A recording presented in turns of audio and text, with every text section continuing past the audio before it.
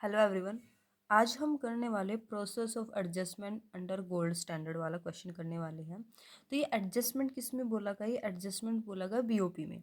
कि अगर आपका बीओपी, क्योंकि हमने इससे पहले जो क्वेश्चन किया था उसमें हम देखा था कि बीओपी डिसइक्विलिब्रियम कब होता है, अगर वो सरप्लस में तब भी डिसइक्विलिब्रियम है, अगर वो डेफिशिएट में तब भी डिसइक्विलिब्रियम है। इक्विलिब्रियम की एक ही कंडीशन होती है कि बीओपी में रिसिप्ट्स ऑफ पेमेंट इक्वल होना चाहिए। तो उसमें एडजस्टमेंट की बात की गई और हम बात करें गोल्ड स्टैंडर्ड की। देखो वर्ल्ड में ना बहुत सारे फॉरेन एक्सचेंज एक्सपीरियंस किए हैं। देखो कभी गोल्ड का फॉरेन एक्सचेंज था, फिर कभी सिल्वर का भी होगा। क्योंकि हमें नहीं पता, अगर हम 1870 से पहले जाए, ये तो 1870 में अपनाया गया था गोल्ड का एक्सचेंज। इससे पहले सिल्वर में भी एक्सचेंज होता होगा, उससे पहले किसी और उसमें ज्वेलरीज में एक्सचेंज होता होगा, उसके बाद फिर नोट्स में एक्सचेंज सिस्टम आया। तो यहाँ पर यही स्टार्टिंग यही है कि वर्ल्ड ने बहुत तरह के फॉरेन एक्सचेंज सिस्टम को एक्सपीरियंस किया है। तो 1870 से 1914 के पीरियड को क्या बोला जाता है? गोल्ड स्टैंडर्ड पीरियड बोला जाता है, जिसमें हम एक्सचेंज जो रेट थी हम गोल्ड के फॉर्म में करते थे। तो बीओपी की एडजस्टमेंट के लिए इसको यूज़ किया जाता है हम, क्योंकि यहाँ पर बीओपी में एडजस्टमेंट ही पढ़ रहे हैं गोल्ड स्टैंडर्ड के अंडर। तो इसमें क्या होता है, अगर बीओपी में किसी तरह की इन्फ्लेशन आ जाए या डिफ्लेशन, इन्फ्लेशन आने का मतलब है कि बीओपी सरप्लस में है, और डिफ्लेशन का मतलब है बीओपी डेफिशिट में है। तो इसका एक नाम और है, इसको क्लासिकल गोल्ड स्टैंडर्ड पीरियड भी बोल सकते हैं, कि जो बस 1875 से 1974, क्योंकि किसी को फिक्स नहीं पता है कि गोल्ड स्टैंडर्ड कब आया था और कब खत्म हो। लेकिन खत्म होने का तो सभी को पता है कि 1914 है, लेकिन स्टार्टिंग कहाँ से हुई थी ये नहीं पता है। अगर यहाँ पर किसी तरह का डेफिशिएट या सरप्लस होता है बीओपी में कंट्री में, तो उसको एडजस्टमेंट किया जाता है, कुछ पॉलिसी मैकेनिज्म है। पहले आपको ये समझने जरूरी है, ये जो पॉलिसी मैकेनिज्म है, फर्स्ट वाला क्या है? ऑटोमेटिक एडजस्टमेंट दो the price and the income changes. First में हम प्राइस और इनकम के चेंजेस के थ्रू आप बीओपी में ऑटोमेटिकली एडजस्टमेंट लेके आ सकते हो। तो जब हम प्राइस और इनकम चेंजेस की बात करते हैं तो हम फ्लैक्सिबल या फ्लोटिंग एक्सचेंज रेट या फिर गोल्ड स्टैंडर्ड की बात करते हैं, जो कि आपकी यूनिट फर्स्ट है। ठीक है, अगर आप flexible floating exchange, gold standard को हम फिक्स एक्सचेंज रेट भी बोल सकते हैं, क्योंकि गोल्ड की वैल्यू को फिक्स कर दिया जाता है। सेकंड आती है एक्सपेंडिचर चेंजिंग या स्विचिंग के पॉलिसीज के थ्रू आप जब बीओपी में डिसइक्विलिब्रियम को इक्विलिब्रियम में लेके आते हैं, एडजस्टमेंट पॉलिसी अपनाते हो। इसमें क्या होता है? मेंटेनिंग एक्सटर्नल और इंटरनल बैलेंसेस, डायरेक्ट कंट्रोल भी कर सकते हो। ठीक है, ये आपके लिए जस्ट अंडरस्टैंडिंग के लिए, ये आपकी यूनिट सेकंड है। एमए इकोनॉमिक्स वाले बच्चों के लिए यूनिट सेकंड है आपकी। तो बस मैंने क्वेश्चन थोड़ा लेंथी और अच्छा लगे इसलिए यहाँ पर स्टार्टिंग में एक्सप्लेन किया गया है। तो अब स्टार्ट करते directly with the gold standard system क्या है। देखिए गोल्ड स्टैंडर्ड सिस्टम क्या है? ये एक ओल्ड वेरिएंट है वो फिक्स्ड एक्सचेंज रेट सिस्टम का। क्या है ये? ओल्ड वेरिएंट है फिक्स्ड एक्सचेंज रेट सिस्टम का। In this gold was taken as a common unit. Gold एक कॉमन यूनिट होती है and all the countries express the value of their currency in the terms of gold. देखिए ये fix exchange rate system का एक variant है। Gold एक common currency होती है, कॉमन यूनिट ली जाती है गोल्ड की, और सभी कंट्रीज क्या करती है? अपनी करेंसी की वैल्यू को गोल्ड की टर्म्स में एक्सप्रेस कर देती है। ऐसे नहीं समझ में आएगा, आगे आपको मैंने डायग्राम के थ्रू बना रखा, आपको उससे समझ में आ जाएगा। तो यहाँ पर क्या है?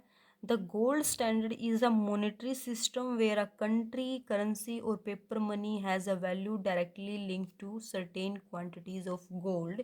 इट मीन्स क्या है कि देखो एक मॉनेटरी सिस्टम है, ये बैंक हमारा एक मॉनेटरी सिस्टम है, कंट्री की करेंसी होती है, पेपर मनी भी बोल देते हैं, वो डायरेक्टली लिंक होती है क्वांटिटीज ऑफ गोल्ड से।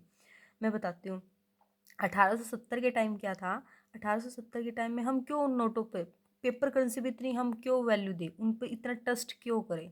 उस ट्रस्ट को बिल्ड करने के लिए सरकार ने कहा कि अगर आप पेपर करेंसी को बैंक के पास लेके जाते हैं तो उस पेपर करेंसी की वैल्यू को गोल्ड में कन्वर्ट करके आपको वापस दे देगा।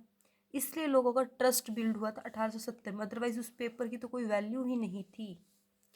तो एज गोल्ड सिस्टम ये है कि आप अपनी पेपर करेंसी को बैंक के पास लेके जाते हो, मॉनेटरी सिस्टम जो ऊपर लिखा गया तो मॉनेटरी सिस्टम है बैंक आपका, उसके पास लेके जाते हो। वो आपके इन नोटों को, पेपर करेंसी को गोल्ड में कन्वर्ट करके आपको देता है। ठीक है, अगर आप $1 लेके गए तो उसने 1 ग्राम गोल्ड दिया है, अगर आप $2 लेके गए तो 2 ग्राम गोल्ड दिया। देखो इस तरह से यहाँ पर नीचे लिखा गया है कि 1 euro is equal to 4 gram gold, कि 1 यूरो के बदले में उन्होंने 4 ग्राम गोल्ड की वैल्यू रख दी और $1 के बदले में 2 ग्राम गोल्ड की वैल्यू रख दी।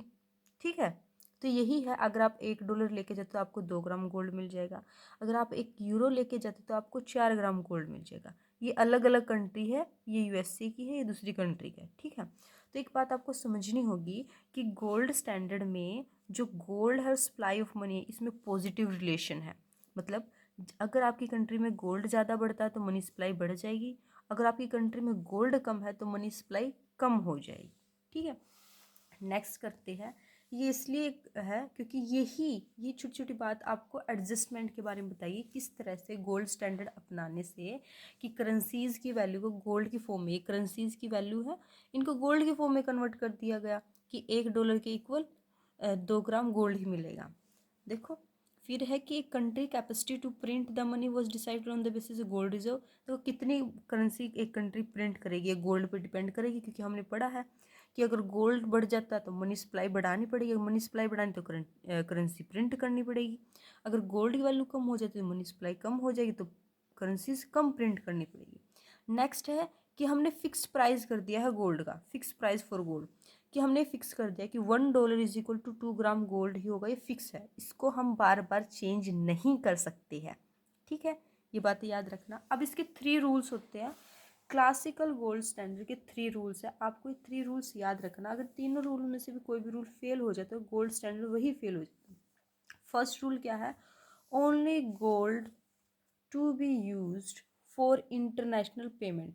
देखो आप अगर, क्योंकि हम इंटरनेशनल ट्रेड पर है, अगर आप कोई भी अंतर्राष्ट्रीय व्यापार करना चाहते हो तो आपको उस व्यापार की जो पेमेंट है गोल्ड के रूप में ही देनी है। ये कंट्री ए है, ये कंट्री बी है, कंट्री ए इसको गोल्ड की फॉर्म में पे करेगी और कंट्री बी भी इसको गोल्ड की फॉर्म में पे करने वाली है। नेक्स्ट है आपका 2 way convertibility between gold and currency at a fix rate. अभी अभी हमने देखा कि $1 is equal to 2 gram gold है आपका। ठीक है, 2 वे कन्वर्टेबिलिटी का मतलब है आप बैंक के पास करेंसी पेपर मनी लेके गए, उन्होंने पेपर मनी को गोल्ड में कन्वर्ट कर दिया, लेकिन नेक्स्ट टाइम अगर आप बैंक के पास गोल्ड लेके जाते हो तो वो गोल्ड को पेपर मनी में कन्वर्ट कर देती है। ये है 2 वे कन्वर्टेबिलिटी। ये नहीं है कि आप नोट लेके जाओगे तो वो आपको गोल्ड दे देगा, लेकिन आप गोल्ड लेके जाएगा तो बदले में आपको पेपर करेंसी नहीं देगा। ठीक है, वो देगा आपको, इसलिए 2 वे कन्वर्टेबिलिटी, और वो भी फिक्स रेट पे, रेट यही रहेगा। अगर आप गोल्ड कितना ही लेके आओ रेट यही रहेगा। ठीक है, आप मनी लेके जाओ पेपर मनी तब भी यही रेट है, गोल्ड लेके जाओ तब भी यही, इसमें कोई चेंज नहीं है। नेक्स्ट है कि free import and export of gold है, कि आप कितना भी एक्सपोर्ट कर सकते हो, बाहर भेज सकते हो अपने गोल्ड, और कितना भी आप बाहर से अपने देश में गोल्ड लेके, कोई रिस्ट्रिक्शन नहीं है। ठीक है, ये 3 रूल्स हैं। नाउ अब है कि हमने अभी भी पढ़ा था कि $1 is equal to 4 gram gold, ये एक कंट्री का है, ये ए कंट्री का है, और $1 इज इक्वल 2 ग्राम गोल्ड है बी कंट्री का। तो इन दोनों कंट्रीज के बीच में एक्सचेंज रेट किस तरह से होगा, व्यापार किस तरह से होगा, तो इस तरह से होगा, क्योंकि हमें पता कंट्री ए क्या 4 गोल्ड और कंट्री बी क्या है 2 गोल्ड, ये 1 की वैल्यू के, अगर इनको ट्रेड करना है तो अगर ये 4 ग्राम गोल्ड दे रहा है तो इसको भी 4 ग्राम गोल्ड देना पड़ेगा, तो एक्सचेंज रेट क्या हो जाएगी, क्योंकि इसके तो 4 ग्राम के बदले 1 यूरो देना पड़ता है, यूएसए को 4 ग्राम के बदले $2 देने पड़ेंगे, क्योंकि उसकी करेंसी की वैल्यू $1 इज इक्वल टू 2 ग्राम है, अगर 4 ग्राम लेना है तो $2 देने पड़ते। एक्सचेंज रेट क्या होगी हमारी, 1 यूरो इज इक्वल टू $2, ये हमारी एक्सचेंज रेट होगी। इस सिस्टम को हम मिंट पैरिटी भी कह सकते हैं, मिंट पर वैल्यू ऑफ एक्सचेंज भी कह सकते हैं। ये अलग से थ्योरी है हमारी गोल्ड स्टैंडर्ड की, लेकिन अभी आप इसका याद रखिए कि इसको मिंट पैरिटी भी कहते हैं। अब बात आती है जो हमारा मेन क्वेश्चन है, अभी तक हमने पढ़ा गोल्ड स्टैंडर्ड है क्या, इसके 3 रूल्स पे बेस्ड था ये गोल्ड स्टैंडर्ड, कि आप जो इंटरनेशनल ट्रेड करोगे वो गोल्ड की फॉर्म में करोगे, 2 वे कन्वर्टेबिलिटी, आप गोल्ड को करेंसी में, करेंसी को गोल्ड में कन्वर्ट कर सकते हो। इसके बाद आता है automatic price adjustment under gold standard, कि गोल्ड स्टैंडर्ड के अकॉर्डिंग किस तरह से आप बीओपी में प्राइस में एडजस्टमेंट होके बीओपी इक्विलिब्रियम में आ जाता है। ये जो सारा पैराग्राफ लिखा गया है आप इसको अच्छी तरह से पढ़ लेना। मैंने इसको आगे शॉर्ट में लिखा है, मैं आपको शॉर्ट ट्रिक से बताती हूँ क्या है एडजस्टमेंट। तो क्या है एडजस्टमेंट, देखो बीओपी डेफिशिएट है। बीओपी डेफिशिएट होने का मतलब क्या है, मेरी रिवेन्यू कम है और मेरे खर्चे ज़्यादा, पेमेंट ज़्यादा। तो इससे क्या होगा, fall in foreign exchange, foreign exchange कम होगी, हमारी फॉरेन एक्सचेंज की रिजर्व कम हो जाएगी, क्योंकि देखो हम बाहर खर्चे ज़्यादा कर रहे हैं लेकिन हमारे पास रिवेन्यू कम आ रही है। रिवेन्यू कम होने का मतलब हमारे एक्सपोर्ट्स कम है।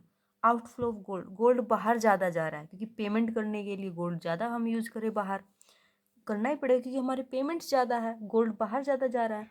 तो मनी सप्लाई डिक्रीज हो गई है, तो क्योंकि गोल्ड बाहर ज़्यादा जा रहा है इसलिए मनी की सप्लाई क्या होगी यहाँ पर, क्योंकि गोल्ड बाहर ज़्यादा जा रहा है इसलिए मनी की सप्लाई डिक्रीज होगी। हमने बताया गोल्ड में ये रिजर्व में और मनी की सप्लाई में पॉजिटिव रिलेशन। अगर गोल्ड कम हो रहा, आउटफ्लो होने का मतलब होता है वर्ड का कि आपका गोल्ड देश से बाहर जा रहा है, दूसरे देशों में आउटफ्लो, आउट बाहर जा रहा है, तो मनी सप्लाई कम होगी। मनी सप्लाई कम होगी तो प्राइसेस कम होगी। प्राइसेस कम होगी तो आपकी जो करेंसी की वैल्यू है वो कम हो जाएगी। आपके एक्सपोर्ट तो सस्ते हो जाएंगे, सो एक्सपोर्ट आपके बढ़ जाएंगे। देखो देश में पहले जो चीज़ 10 रुपये की था वो 5 रुपये की होगी, तो सस्ती होगी ना, करेंसी की वैल्यू भी तो कम होगी ना आपकी करेंसी की। ठीक है, आपकी करेंसी में वैल्यू कम होगी, एक्सपोर्ट आपके सस्ते होगी तो आपके एक्सपोर्ट बढ़ जाएगी। लेकिन आपके इंपोर्ट महंगे होंगे क्योंकि करेंसी की वैल्यू कम हो गई है। इंपोर्ट कम हो जाएगी, एक्सपोर्ट बढ़ गए, इंपोर्ट कम हो गए, इट मीन्स कि आपकी रिवेन्यू बढ़ गई, क्योंकि एक्सपोर्ट्स जब हमारे बढ़ते ना डायरेक्टली रिवेन्यू से रिलेट होते हैं, क्योंकि हमारा जो सामान बिकना शुरू हो जाएगा तो हमारी इनकम ही तो बढ़ेगी। क्योंकि हम जो सामान खरीदते तो वो महंगा हो गया तो हमने उस पर खर्चे कम कर दिए। तो इस तरह से बीओपी में ऑटोमेटिकली इक्विलिब्रियम आ जाएगा। ये गोल्ड स्टैंडर्ड की बात थी। अगर आप इसका अपोजिट ले लीजिए, ये पैराग्राफ में लिखा गया है, इसका अपोजिट अगर बीओपी सरप्लस में है, सरप्लस में होने का मतलब है कि मुझे इनकम ज़्यादा है और मेरे खर्चे कम है। ठीक है, तो इनफ्लो ऑफ गोल्ड, आपके देश में गोल्ड ज़्यादा आ रहा है तो ज़्यादा गोल्ड आएगा तो मनी की सप्लाई बढ़ानी पड़ेगी क्योंकि गोल्ड ज़्यादा है। ठीक है, मनी की सप्लाई, गोल्ड ज़्यादा, जैसे जैसे गोल्ड बढ़ता जाएगा मनी की सप्लाई भी बढ़ती जाएगी। मनी की सप्लाई बढ़ेगी तो प्राइसेस बढ़ेगी, प्राइसेस बढ़ेगी तो करेंसी की वैल्यू बढ़ गई, करेंसी की वैल्यू बढ़ गई तो एक्सपोर्ट महंगे हो गए, एक्सपोर्ट कम होना शुरू हो जाएगी क्योंकि देश में हमारी गुड्स महंगी होगी क्योंकि सबके पास पैसा है। तभी तो कहते हैं कि सरकार ज़्यादा पैसा क्यों नहीं प्रिंट करती। ठीक है, इंपोर्ट सस्ते हो गए, इंपोर्ट्स बढ़ जाएंगे तो सो फिर क्या होगा हमारे, क्योंकि एक्सपोर्ट हमारे कम हो गए तो रिवेन्यू कम, इंपोर्ट हमारे बढ़ गए हैं इसलिए पेमेंट बढ़ गई और पीओपी इक्विलिब्रियम में आ गया हमारा। ठीक है, अब जो एक गोल्ड स्टैंडर्ड में हमने करेंसी पढ़ी है तो इस करेंसी के कुछ फीचर्स होते हैं। अब उन फीचर्स के बारे में थोड़ी ही बात करने वाले हैं। तो क्या फीचर्स होते हैं, देखो इसका एक स्टैंडर्ड वेट है, हमने वेट कर दिया, एक फिटनेस है, मतलब $1 is equal to 2 gram gold, ये एक स्टैंडर्ड वेट है। ठीक है, गोल्ड का एक वेट होता है, गोल्ड का वेट कम ज़्यादा नहीं हो सकता, 1 ग्राम में जितना गोल्ड आता है उतना ही आएगा, उससे ज़्यादा या कम नहीं हो सकता। All value express in terms of gold, की सभी वैल्यूज़ को आप गोल्ड की टर्म में एक्सप्रेस कर सकते हो।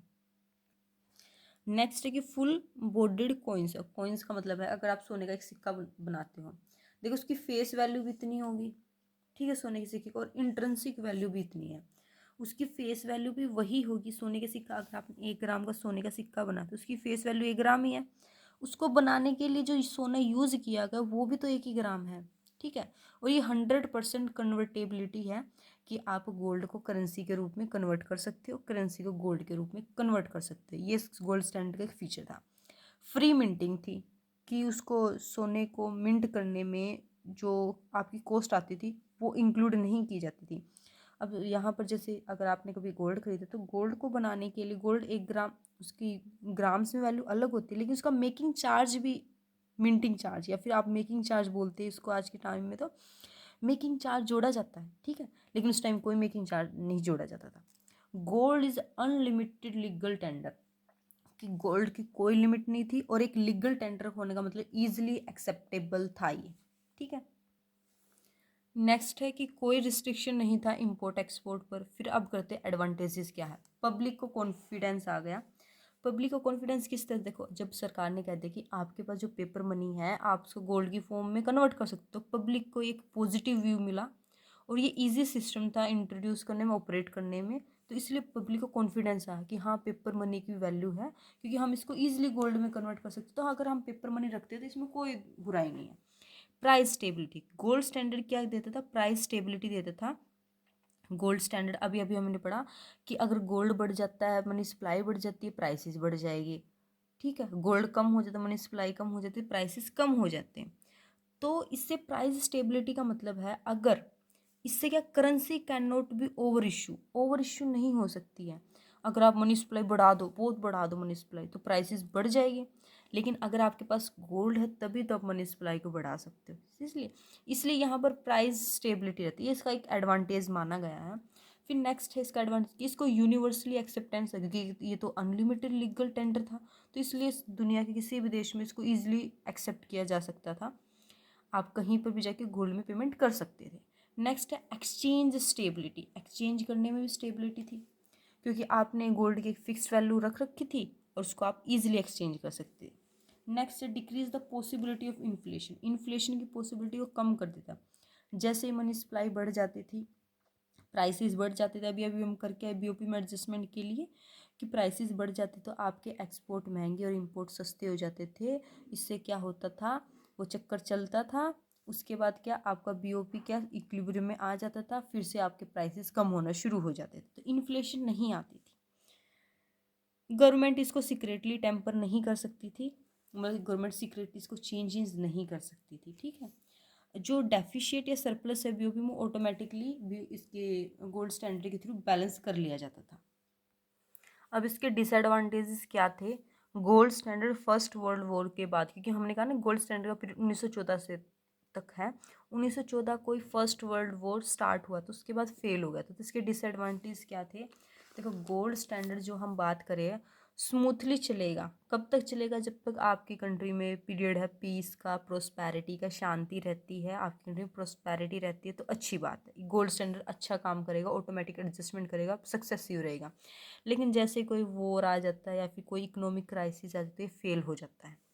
नेक्स्ट है गोल्ड स्टैंडर्ड एक एक्सपेंसिव था, क्योंकि गोल्ड खुद एक एक्सपेंसिव चीज़ है, तो एक्सपेंसिव लग्जरी था, तो कुछ कंट्रीज इसको अफोर्ड ही नहीं कर पाई गोल्ड स्टैंडर्ड को, क्योंकि एक प्रीसियस मेटल था ना ये, तो नहीं इसको अफोर्ड कर पाती थी, इसलिए ये भी इसका एक डिसएडवांटेज था। नेक्स्ट था कि गोल्ड स्टैंडर्ड के अपनाने के चक्कर में कई बार हमें सेक्रीफाइस कर अपनी इंटरनल जो स्टेबिलिटी है और एक्सटर्नल स्टेबिलिटी को, क्योंकि हम गोल्ड में ट्रांजैक्शन कर रहे हैं तो सडनली इन्फ्लेशन डिफ्लेशन होने का, क्योंकि जब बीओपी अनबैलेंस होता है तो इन्फ्लेशन और डिफ्लेशन में से एक सिचुएशन आती है। तो इसके साथ साथ फॉरेन में भी तो ये होता है, आप जिस कंट्री के साथ ये एक्सचेंज कर रहे हो तो उस कंट्री में भी इन्फ्लेशन या डिफ्लेशन आ सकती है, तो इंटरनल और एक्सटर्नल दोनों ही स्टेबिलिटी को आपको सेक्रीफाइस करना होता है। नेक्स्ट है ये जो ऑटोमेटिक वर्किंग वाली बात की है ना गोल्ड स्टैंडर्ड में, ये सबसे बड़ा डिमेरिट है इस गोल्ड स्टैंडर्ड का। नेक्स्ट है कि output of the gold can not change, can bring change in the price level, कि गोल्ड के आउटपुट में चेंज होने से ये प्राइसेस में चेंज लेके आता है, ये भी इसका एक डिमेरिट है। अगर गोल्ड बढ़ गया तो प्राइसेस बढ़ेंगे, गोल्ड कम होगा तो प्राइसेस कम होंगे। तो नेक्स्ट है कि in the gold standard independent monetary policy adopted, कि गोल्ड स्टैंडर्ड में इंडिपेंडेंट मॉनेटरी पॉलिसी अडोप्टेड की जाती थी। ठीक है, गोल्ड स्टैंडर्ड से कोई लेना देना नहीं होता तो मॉनेटरी पॉलिसी का। अब डिमाइज क्या हुआ था गोल्ड सिस्टम का, 1914 में जब आया था फर्स्ट वर्ल्ड वॉर हुआ था, तो जो भी कंट्रीज गोल्ड स्टैंडर्ड को यूज करती थी उन्होंने गोल्ड की फॉर्म में ट्रांजैक्शन करने से मना कर दिया था। उन्होंने जो अपनी करेंसी की वैल्यू गोल्ड की इक्वल रख रही, जैसे $1 is equal to 2 gram gold रख रखी थी, €1 is equal to 4 gram gold, तो उन्होंने इन वैल्यूज़ को, पैक्ड वैल्यूज़ को सस्पेंडेड कर दिया था और कहा था हम गोल्ड की फॉर्म में सेल या परचेज नहीं करेंगे अब। तो इसलिए 1914 में जाके गोल्ड स्टैंडर्ड फेल हो गया था। आज के लिए इतना ही, थैंक यू।